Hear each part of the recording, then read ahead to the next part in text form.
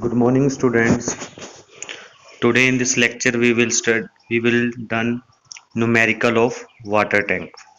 आज के इस लेक्चर में हमने क्या है जो न्यूमेरिकल है आपका सर्कुलर वाटर टैंक का वो वाला आज न्यूमेरिकल हमने करना है। ठीक है, तो आपका जो क्वेश्चन है वो ये आपको क्वेश्चन दिया हुआ है। Design a circular water tank with flexible base, मतलब हमें वाटर टैंक डिजाइन करना है जिसका बेस क्या है, फ्लेक्सिबल हो। रेस्टिंग ऑन ए ग्राउंड, जो ग्राउंड पे रेस्ट है, to store 5000 litre of water, 50,000 litre पानी उसमें हमने स्टोर करना है। और जो डेप्थ है वाटर की, the depth of the water tank में बी 4 मीटर, जो डेप्थ हमें गिवन है 4 मीटर गिवन है। और use M20 concrete and FE415 steel, right. जो हमने कंक्रीट का ग्रेड यूज करना है वो हमारा M25 है, और जो हमने स्टील का ग्रेड यूज करना है वो आपका 415 स्टील है। ठीक है, तो क्वेश्चन क्लियर हो गया। हमें वाटर टैंक डिजाइन करना है जो ग्राउंड पे रेस्ट है और उसका बेस क्या होना चाहिए, फ्लेक्सिबल होना चाहिए। और जो कैपेसिटी है जो हमने पानी स्टोर करना है वो 50,000 लीटर है। और जो हमें डेप्थ गिवन है वो आपकी 4 मीटर है। और जो कंक्रीट गिवन है वो M25 है। और जो स्टील की है वो आपको FE415 स्टील दी हुई है। ठीक है, तो ये था क्वेश्चन। अभी देखो सबसे पहले क्या है, कैपेसिटी ऑफ द टैंक आपको लीटर में दिया है, आप इसको 1000 से डिवाइड करके मीटर क्यूब में कन्वर्ट कर सकते हो। तो कैपेसिटी ऑफ वाटर टैंक कितनी बन गई, 50,000 डिवाइडेड बाय 1000। अगर आप इसको डिवाइड करोगे तो आपके पास आएगा 50 मीटर क्यूब। तो 50 मीटर क्यूब क्या आ गई, आपकी कैपेसिटी आ गई है वाटर टैंक की। और डेप्थ आपको कितनी गिवन है, 4 मीटर। ठीक है, अभी हमने क्या कैलकुलेट करना है, इसका डायामीटर कितना है। अब देखो, हमने जो डायामीटर है उसको अज्यूम कर लिया D। If D is the diameter of the circular tank, जो सर्कुलर टैंक है उसका डायामीटर अगर हम D मान ले, तो वॉल्यूम का फॉर्मूला क्या होता है, एरिया इंटू डेप्थ। क्योंकि हम सर्कुलर कर रहे हैं तो सर्कुलर का जो एरिया होगा वो π/4 इंटू डी स्केयर होगा। और डेप्थ कितनी है आपके पास, 4। ठीक है, तो यहां से अगर आप इसको सोल्व करोगे, ठीक है, 4 के साथ 4 कैंसल आउट हो जाएगा। ठीक है, तो 50 इज इक्वल टू π/d²। ठीक है, पाई उस तरफ जाके डिवाइड हो जाएगा, 50 डिवाइड बाय पाई, क्योंकि यहाँ पे स्केयर है तो अगर आप d की वैल्यू निकालोगे डायमीटर ऑफ टैंक की तो ये अंडर रूट बन जाएगा। ठीक है, अगर आप इसको सोल्व करो तो आपके पास वैल्यू आएगी 3.99 मीटर, राइट। क्योंकि 3.99 है, अगर आप इसको राउंड ऑफ करोगे तो ये आपका 4 मीटर बनेगा। ठीक है, तो हमने क्या किया, जो hence be provide diameter of circular tank कितना हमने प्रोवाइड कर दिया, 4 मीटर। तो यहाँ तक क्लियर हो गया। हमने कुछ नहीं किया, हमने जस्ट वॉल्यूम का फॉर्मूला लगाया, volume is equal to area into depth. तो एरिया का बन गया π/4 d² इंटू डेप्थ की वैल्यू 4। इसको सोल्व करके हमारी जो डेप्थ डायमीटर आया सर्कुलर टैंक का वो आपका 4 मीटर डायमीटर बन गया, राइट। यहां तक क्लियर हो गया। अब देखो, ये आपका वाटर टैंक है, ठीक है, जिसकी हाइट क्या है, 4 मीटर है। तो हमने इसमें फ्री बोर्ड, ठीक है, फ्री बोर्ड कितना माना, 200 mm। अगर mm में को मीटर में कन्वर्ट करोगे तो कितना बन जाएगा, 0.2 मीटर। तो टोटल हाइट कितनी बन जाएगी, जितनी आपकी डेप्थ है प्लस फ्री बोर्ड हम उसमें काउंट कर देते हैं। तो फ्री बोर्ड कितना आपका 0.2 मीटर। तो अगर आप उसमें ऐड करोगे तो टोटल हाइट जो बनेगी आपकी 4.2 मीटर होती है। ठीक है, और जो सिग्मा एसटी की वैल्यू होती है 415 स्टील के लिए वो आपकी होती है 150 न्यूटन पर mm²।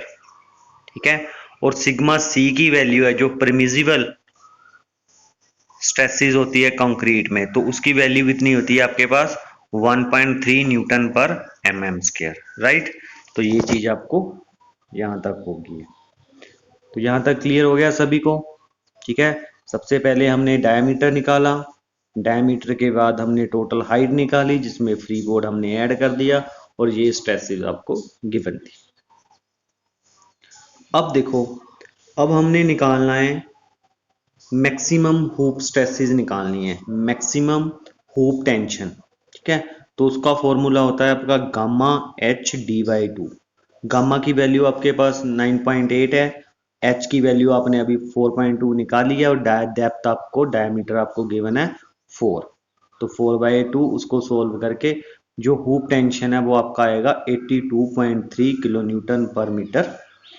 राइट, अब हमने निकालना है कि area of steel for taking hoop tension. Hoop tension को करने के लिए कितना एरिया चाहिए, तो एरिया का आपको पता है स्ट्रेस का फॉर्मूला फोर्स अपॉन एरिया होता है। और एरिया निकालोगे तो फोर्स अपॉन स्ट्रेस बन जाएगा। ठीक है, तो आपकी फोर्स कितनी लग रही है 82.3 किलो न्यूटन पर मीटर है, तो पर मीटर बिर्थ के हिसाब से तो 1000 से मल्टीप्लाई कर दिया।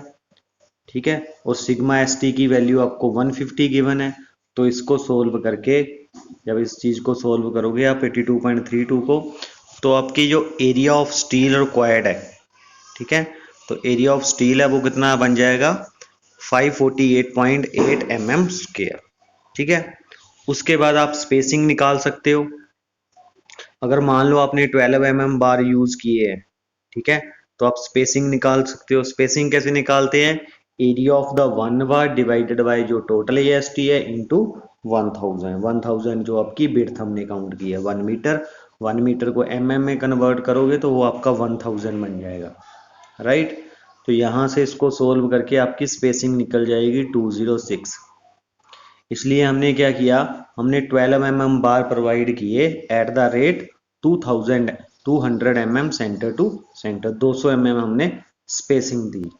ठीक है, अब उसके बाद आप AST प्रोवाइडर निकाल सकते हो। AST प्रोवाइडर कैसे निकालना है, जो एक बार का एरिया है इंटू नंबर ऑफ बार। अब नंबर ऑफ बार कैसे निकालने हैं, आपको पता है कि टोटल विड्थ कितनी है 1000 है और स्पेसिंग कितनी है 200 है, तो कितने बार हो गए 1000 को डिवाइड कर दिया 200 से, तो आपके पास 5 बार आ गए और 5 को इससे मल्टीप्लाई कर दो तो आपके पास ASH प्रोवाइडर निकल जाएगा। यहां तक क्लियर हो गया सभी को। अब हमें निकालनी है थिकनेस ऑफ द वॉल। अब जो नेक्स्ट टॉपिक है आपका वो निकालना आपने थिकनेस। देखो, जो थिकनेस निकालनी है उसके लिए आप जो फॉर्मूला हमने डिस्कस किया था कि सिग्मा सी की वैल्यू होती है आपकी T/A। ए होता है आपका equivalent area of concrete section. ठीक है, तो हम वो चीज हम कैसे करते हैं, gross area plus m-1 into sigma AST। तो बिर्थ आपके पास एरिया बिर्थ इंटू थिकनेस होती है, बिर्थ आपने 1000 है, थिकनेस t मान ली, m-1 इंटू AST की वैल्यू अपने अभी निकाली है 56.5। तो सारी वैल्यू इसमें सब्स्टिट्यूट करके आप यहां से निकाल सकते हो एरिया। ठीक है, तो ये देखो, इसके लिए सबसे पहले तो आपको मॉड्यूलर रेशो चाहिए थी। मॉड्यूलर रेशो आप यहाँ से निकाल के टेबल नंबर सिग्मा CBC के लिए 8.5 होती है, तो इसमें वैल्यू सब्स्टिट्यूट करो और जो मॉड्यूलर रेशो की वैल्यू है वो आपकी 11 बनेगी। अगर आप इसमें सब्स्टिट्यूट करते हो 280 डिवाइडेड बाई 3 सिग्मा CBC, तो मॉड्यूलर रेशो की वैल्यू यहाँ पे आपने सब्स्टिट्यूट कर ली और फिर आपने इस फॉर्मूले को रीअरेंज किया। ठीक है, क्रॉस मल्टीप्लाई की और यहाँ से आपने इसको रीअरेंज किया, तो रीअरेंज करने के बाद जो आपकी वैल्यू आएगी वो 58.06 mm है। ठीक है, बट जो आपकी मिनिमम थिकनेस होती है एज पर द IS 456 वो होती है 100 mm।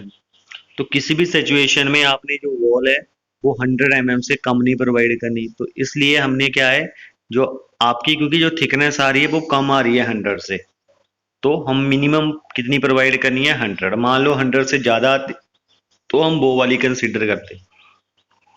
राइट, तो थिकनेस प्रोवाइडेड कितना हो गया आपका 100 mm। ठीक है, अभी हमने निकालना है वर्टिकल स्टील। ठीक है, अब जैसे हमने क्वेश्चन पहले बताया था डिजाइन स्टेप में कि जो वर्टिकल डायरेक्शन में हम स्टील प्रोवाइड करेंगे वो मिनिमम रीइंफोर्समेंट प्रोवाइड करना है आपने। ठीक है, in vertical direction minimum reinforcement is provided, तो वर्टिकल डायरेक्शन में मिनिमम रीइंफोर्समेंट प्रोवाइड करना है और मिनिमम कितना है 0.3%। ठीक है, 0.3% T इंटू बी, तो इसको सोल्व करके आपके पास कितना बन जाएगा 300 mm आपने मिनिमम रीइंफोर्समेंट जो प्रोवाइड करना है। उसके बाद आप लोग स्पेसिंग निकाल सकते हो, ठीक है। यूजिंग 8, जो अपने वर्टिकली इन्फोर्समेंट डालने हैं, 8 mm बार यूज़ किए हैं तो आप स्पेसिंग निकाल सकते हो। तो स्पेसिंग आपकी आएगी 150 mm, ठीक है। फॉर्मूला लगाया, स्पेसिंग निकाली। अब हमने डिज़ाइन करना है बेस स्लैब, जो सबसे नीचे है जो स्लैब होती है उसको बेस स्लैब बोलते हैं, ठीक। In base slab minimum reinforcement provide करना है हमें बोथ डायरेक्शन में, हॉरिजॉन्टली और एक्स एक्सिस और वाई एक्सिस दोनों में आपने मिनिमम रिइंफोर्समेंट प्रोवाइड करना है। तो मिनिमम कितना होता है 3% बी इंटू टी, ठीक है। बी की वैल्यू है, टी की वैल्यू है आपके पास, तो ए एस टी बन जाएगा 450। अब मान लो ईच डायरेक्शन में कितना प्रोवाइड करना है, तो इसका हाफ हाफ हो जाएगा।